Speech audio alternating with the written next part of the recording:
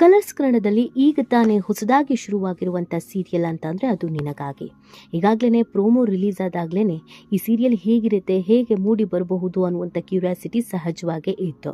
ಹೊಸ ಹೊಸ ಸೀರಿಯಲ್ಗಳು ಬರ್ತಾ ಇದ್ದ ಹಾಗೆಯೇ ಈ ಸೀರಿಯಲ್ಗಳು ಯಾವ ರೀತಿಯಾಗಿ ಕಥೆಯನ್ನು ಹೇಳುತ್ತೆ ಅನ್ನೋದು ಎಲ್ಲರ ಕ್ಯೂರಿಯಾಸಿಟಿಗೂ ಕೂಡ ಕಾರಣವಾಗುತ್ತೆ.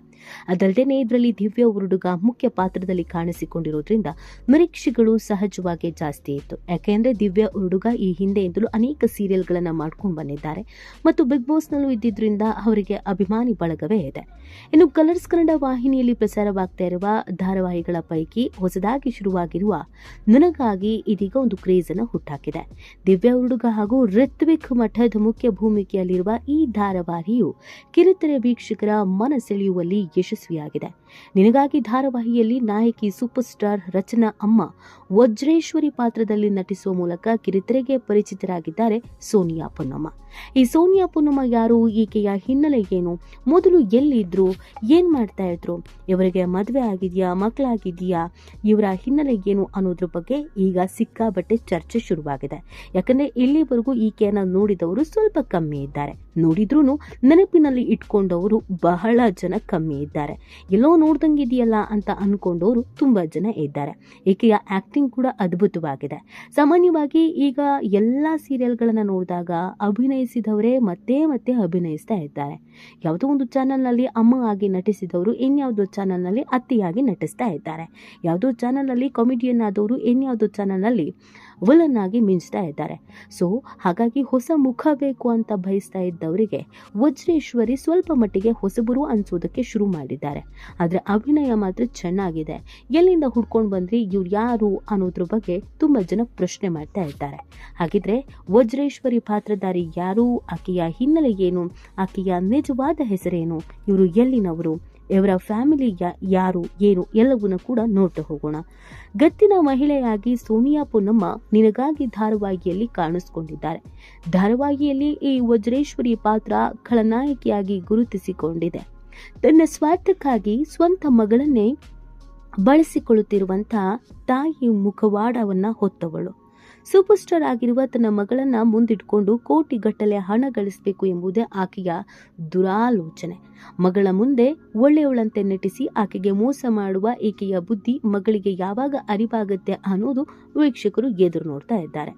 ಇನ್ನು ಈ ವಜ್ರೇಶ್ವರಿ ಯಾರು ಅನ್ನೋದ್ರ ಬಗ್ಗೆ ನೋಡೋದಾದ್ರೆ ಇವರ ಊರು ಮಂಚನನಗರಿ, ಮಡಿಕೇರಿ. ಹೌದು, ಮೂಲತಃ ವಜ್ರೇಶ್ವರಿ ಪಾತ್ರಧಾರಿ ಮಡಿಕೇರಿಯವರು.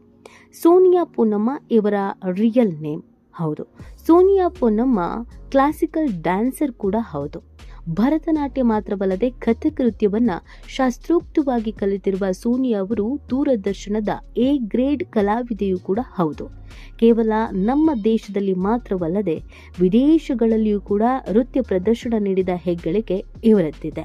ಒಬ್ಬ ಅದ್ಭುತ ಡ್ಯಾನ್ಸರ್ ಈಕೆ ಅನ್ನೋದು ತುಂಬಾ ಜನಕ್ಕೆ ಗೊತ್ತೇ ಇಲ್ಲ ಮತ್ತು ನೃತ್ಯದಲ್ಲಿ ತಮ್ಮದೇ ಆದಂತ ಸಾಧನೆಯನ್ನ ಹೆಸರನ್ನ ಮಾಡಿದ್ದಾರೆ ಅನ್ನೋದು ಕೂಡ ತುಂಬಾ ಜನಕ್ಕೆ ಗೊತ್ತಿರದಂತ ವಿಚಾರ.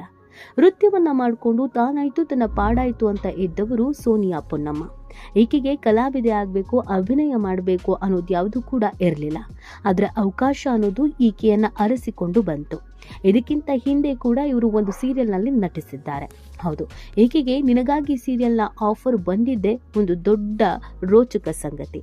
ನಿನಗಾಗಿ ಧಾರಾವಾಹಿಯಲ್ಲಿ ಖಳನಾಯಕಿ ವಜ್ರೇಶ್ವರಿ ಪಾತ್ರದಲ್ಲಿ ಅಭಿನಯಿಸ್ತಾ ಇರುವ ಸೋನಿಯಾ ಪುನ್ನಮ್ಮಗೆ ಇದು 2ನೇ ಧಾರಾವಾಹಿ.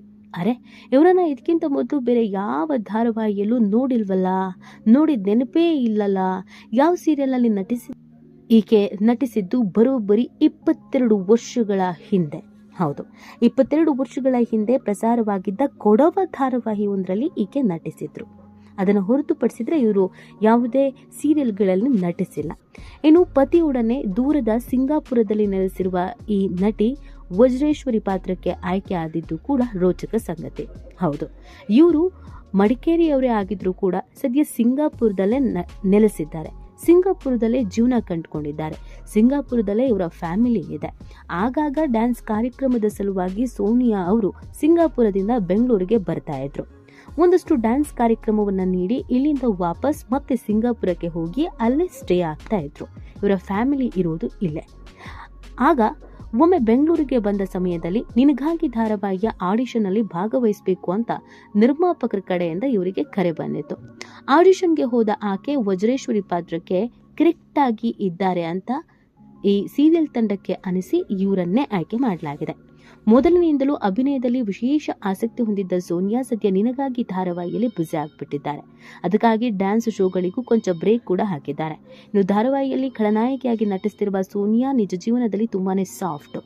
ತನ್ನದಲ್ಲದ ಪಾತ್ರಕ್ಕೆ ಜೀವ ತುಂಬಿ ಯಶಸ್ವಿಯಾಗಿರುವ ಇವರಿಗೆ ಈ ಪಾತ್ರವನ್ನ ಅಚ್ಚುಕಟ್ಟಾಗಿ ನಿಭಾಯಿಸೋಕೆ ನಟಿ ರಮ್ಯಾ ಕೃಷ್ಣ ಅವರೇ ಸ್ಫೂರ್ತಿ. ರಮ್ಯಾ ಕೃಷ್ಣ ಅವರ ಬಾಹುಬಲಿ ಸಿನಿಮಾದ ಲುಕ್ ಸೋನಿಯಾ ಅವರ ವಜ್ರೇಶ್ವರಿ ಪಾತ್ರಕ್ಕೆ ಪ್ರೇರಣೆ ಅಂತೆ. ರಮ್ಯಾ ಕೃಷ್ಣ ರೀತಿಯೇ ಇರುವಂತ ಒಬ್ಬ ನಟಿ ಬೇಕು ಅಂತ ಈ